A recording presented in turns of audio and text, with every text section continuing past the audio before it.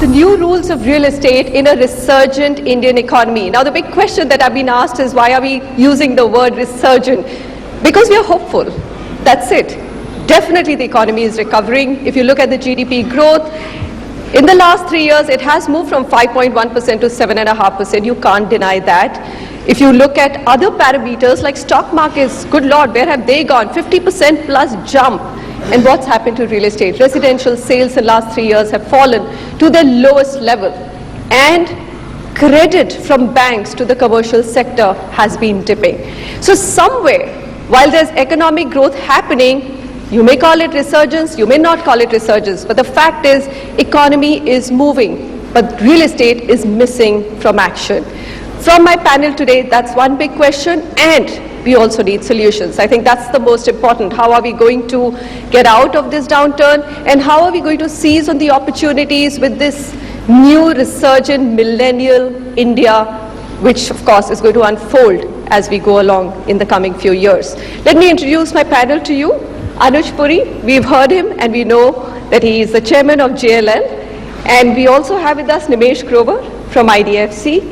And we also have with us Rohit Poddar, Managing Director, Poddar Developers. Dharmesh Jain from Nirmal Lifestyle will also be joining us.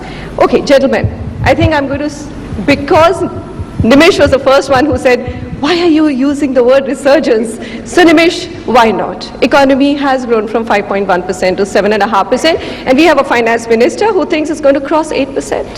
So I think I'm not an economist by training. I just steer away from that discussion. But let's assume that there is a resurgence. I think it's an assumption, because if you talk to people, who are actually running businesses, small or large, the sense you get is nowhere near that the economy is resurgence. There is a GDP growth. There are, again, like I said, I'm not a trained economist, so what are the parameters that go into it, the calculation methodology is changed, etc. So keep that aside. I think the focus should be more on the new rules of the game in real estate.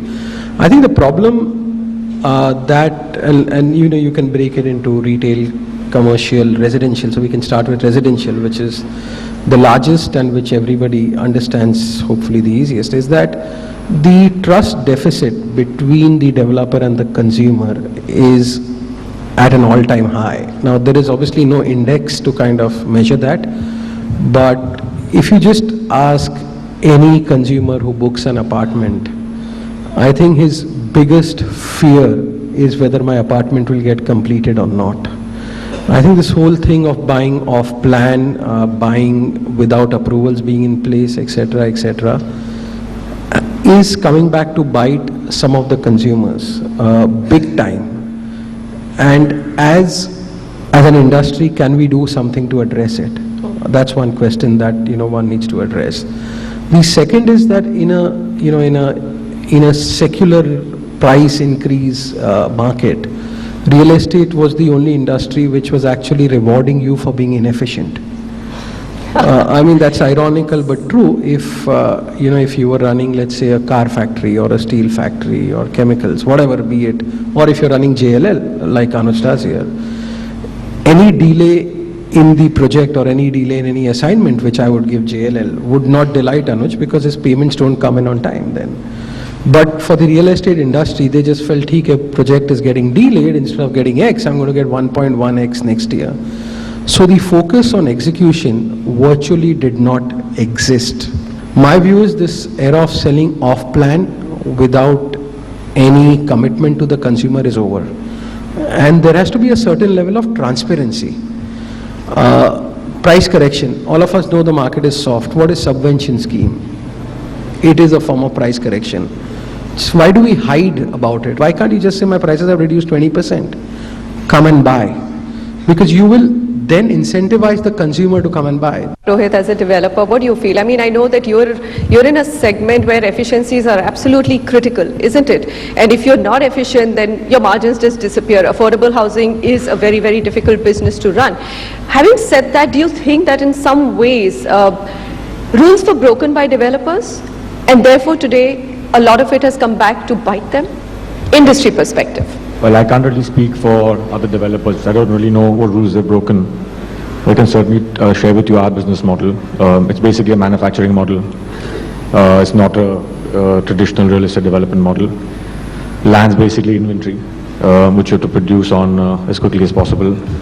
You're obviously selling product, and then you have to construct on time, if not faster, so that your input costs don't rise and squeeze into your margins.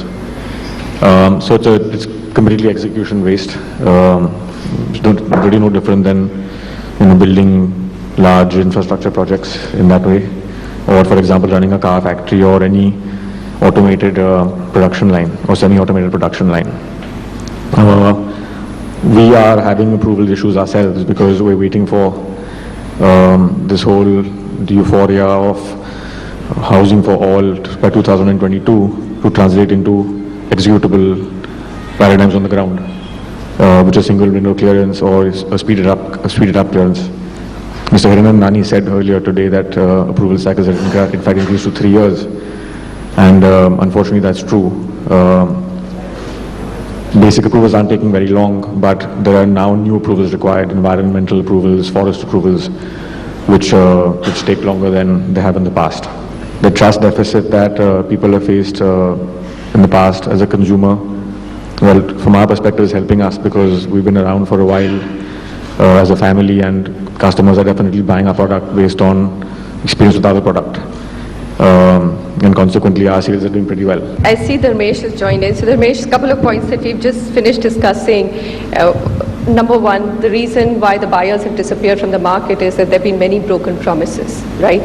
And then Rohit added on to that fact that, look, if you are able to deliver efficiently, then perhaps you would not see such a big fracture in the real estate market today. Which side of the story would you, is it a confluence of factors why real estate is fractured today, or is it really a lot more to do with the government than the industry per se? Masha, it would always be a combination of multiple factors.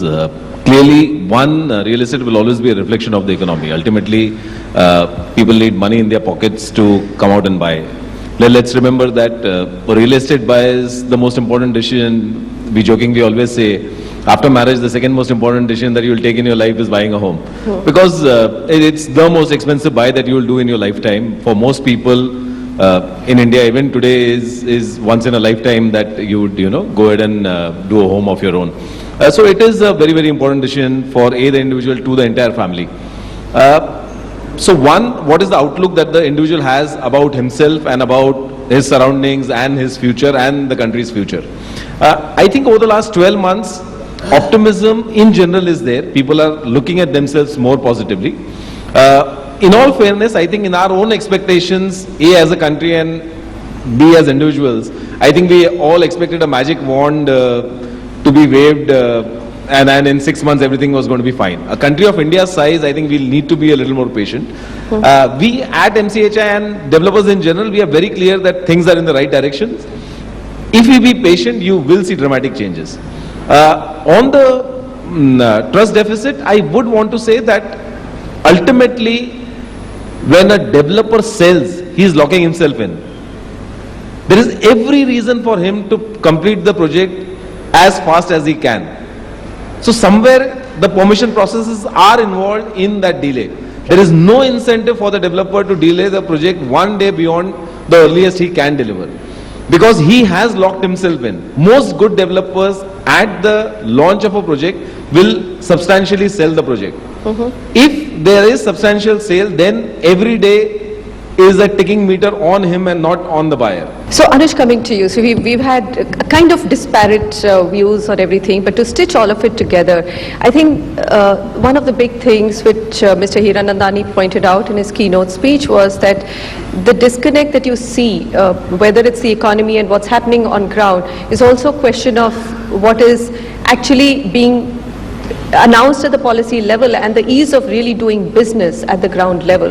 Corruption being removed at the top level, but still extortion continuing at the bottom level. So and because real estate is a everyday business, could that be the simple reason why it's even missing out on that little bit of growth that you're seeing in the economy, but not in real estate?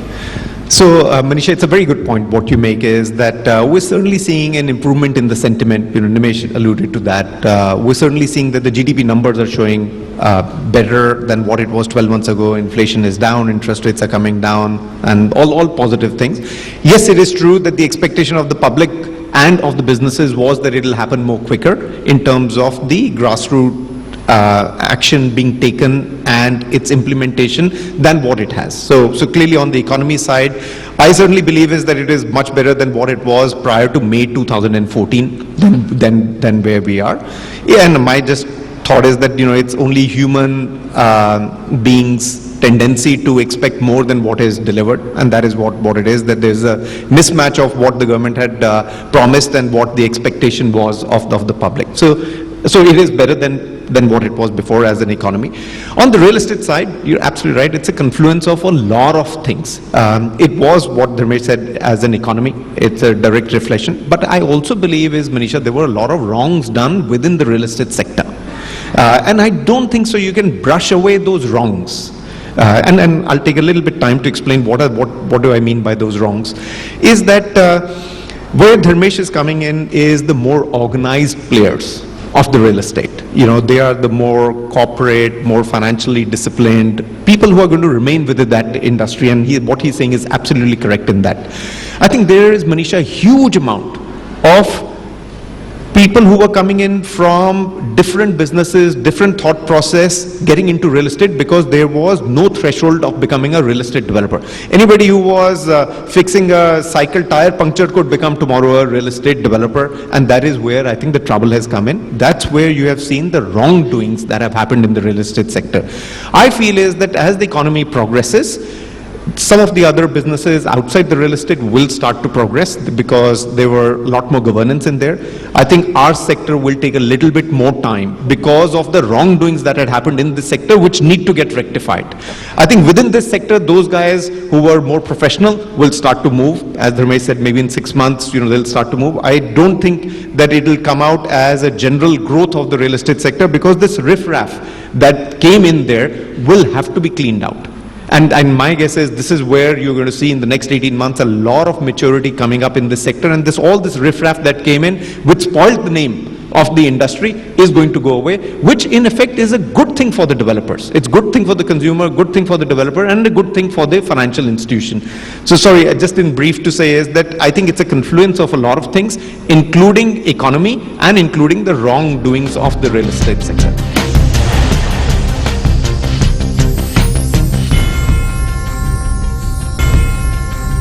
We've established that. I think we need to move on to a positive note. We need to believe that the economy will grow. We are, after all, the pick in Asia and almost the pick globally. I mean, second fastest growing economy of the world. Maybe the dynamics of that or the components of that growth might be changing.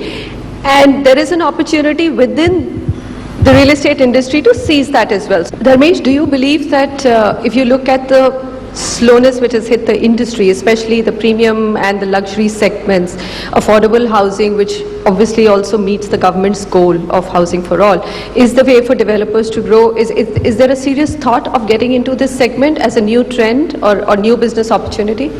So, Manisha, in a way, I think it's the most exciting time for developers as well.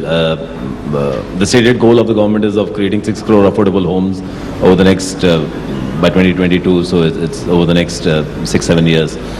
Similarly, like if you take Maharashtra as an example, just the MMR region, the target the government has set for themselves is about 11 lakh affordable homes in the next 5 years. So these are probably 11 lakh homes on its own is probably the largest affordable housing scheme anywhere in the world, let alone what the dream the country has. So it is a very, very exciting time. It's critical that we translate this on ground. 4 years back, we had signed a MOU with the Maharashtra government, and we had said all private projects, not a single government land involved in this, only on private projects, we will come up with 5 lakh affordable homes. The only thing we asked was not a rupee of concession, not a rupee of tax concession, nothing else. We just said, give us permissions on time. Even today, it is my earnest belief that if you will take any sector of the economy, wherever you've seen volumes, permissions have become simple. only when you create that environment where A, there is predictability of policy, and 2, assurance of timely approvals.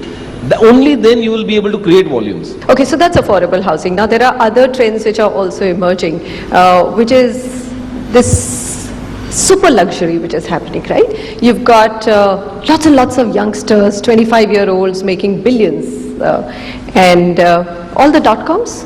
I believe there's one project of Adarsh in Sarjapur, which in a super luxury has given, in a dull market, 80% returns because the Flipkart CEO lives there and every other CEO lives there. So that's another big opportunity, Anush. I mean, so you have affordable housing, you also have pockets of huge wealth being created by a new economy. So how do developers really judge both these opportunities? And can a developer be in both these ends of business? Yeah. So interesting two questions. One is, what's the going forward status of luxury premium? And second is, can developers be in both these segments? I think second one is easy, Manisha, that developers can be in the affordable housing and in the premium. I have no doubt in that. Yes, you can. Look at Tata's. They do Jaguar and they do Nano. As long as you are able to institutionalize it. You're able to institutionalize, you can absolutely do both of them. The commonality between affordability and premium housing is huge, but the only thing is you can't have the transfer of the philosophy from an affordable to the luxury or the vice versa, and that's where you're going to get into a jam. So it is possible for developers to have that. What tendency happens is, because most of the developers are very rich, so the thought of getting into the affordability and working at a very low margin goes away very quickly once the premium starts to do well. And the tendency is to dump affordable housing and then go onto the premium housing. And when the markets are bad, then slowly come back to the affordable housing. I can see Dharmesh laughing, and he's not even denying or wanting to put up an argument against that. It's a business that one can relate to as well. And as a human being, you're able to then, because you live in that luxury, you are able to relate to it and understand it rather than necessarily being able to understand the affordable housing. But having said that, Manisha, nothing wrong in premium and luxury. World over, they do exceptionally well. Yes. And the profit margins are very high. I think where we've got wrong is we've not been able to read the customer demand versus the supply. Right. So you're absolutely right. There are several billionaires that we are continuing to produce, and there is demand for luxury and premium. The trouble is that the supply that has come out at the same time has been far greater than what the demand is. So that's where we've got caught out. Okay. All right. Nimesh, what would you as a financer be comfortable? I mean, I see all financiers treading a very, very safe middle ground. We will stick with the marquee names. We will stick with the middle ground of middle class to premium homes.